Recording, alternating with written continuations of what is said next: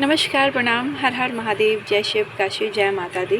अभी नवरात्रि का आज माता काल रात्रि का दिन है और मैं आपको दीपक के फूल दिखाने जा रही हूँ।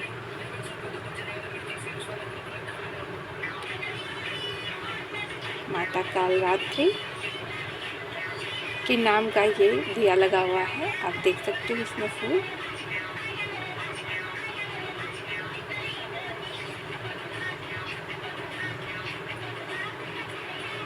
दर्शन कर लीजिए, आप लोग भी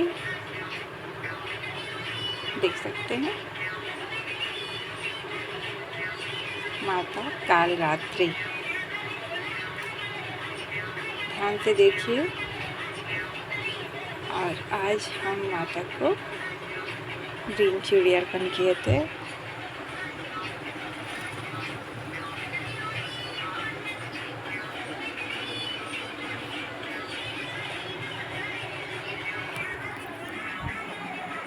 जय माता दी।